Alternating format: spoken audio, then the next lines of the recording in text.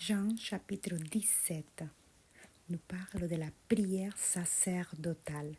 Clairement, dans le chapitre 17, on sent qu'on rentre dans une chambre avec Jésus, dans une intimité toute particulière, où il y a Jésus qui va demander des choses au Père, où il y a Jésus qui rentre dans une intimité avec le Père, où il y a Jésus qui va prier au Père. Mais ce qui est incroyable, ce qui est beau, ce qui est puissant, c'est qu'il ne va pas prier pour tout le monde. Il va prier uniquement pour ses disciples. Pour ses disciples qui sont en mission. Être chrétien dans un monde, dans une société qui est de plus en plus désorientée et difficile. Être disciple de Jésus qui est une mission, qui veut transmettre la foi, qui veut transmettre ces messages d'encouragement, d'espoir et de vie, c'est un défi encore plus élevé. Et Jésus le savait. Et c'est pour ça qu'il s'est mis dans cette intimité avec le Père. Et ce qui est beau, c'est que ce n'était pas dans n'importe quel moment. C'était avant la crucifixion. Comme quand on part quelque part et on va confier quelque chose de précieux à quelqu'un et on lui demande de faire certaines choses. Donc c'était un peu ça, cette prière.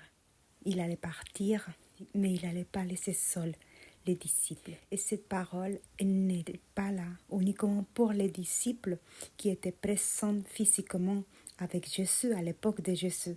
Mais c'est valable aujourd'hui. Si tu es un serviteur de Dieu, si tu es un disciple de Jésus, si tu n'es pas seulement un chrétien qui se contente de croire à la Bible ou de la lire de manière intellectuelle uniquement, mais cette prière te concerne si tu es un disciple de Jésus qui lui sert, qui a dit oui à la mission qu'il t'a confiée et que tu es en train de la transmettre au monde autour de toi. Rappelle-toi que tu n'es pas seul et qu'en Jean 17, le Seigneur a prié au Père d'une manière spéciale pour ceux qui ont répondu oui à la mission, pour ses disciples qui sont dans les services. C'est tellement réconfortant de se dire que Jésus a prié le Père pour toi. Si tu as dit oui à ta mission, ton quotidien de serviteur compte parce que Jésus est présent dans chaque détail de ton quotidien. Serviteur du Seigneur, continue à faire ce qu'il t'a envoyé à faire. Jésus a prié au Père de manière spéciale pour toi.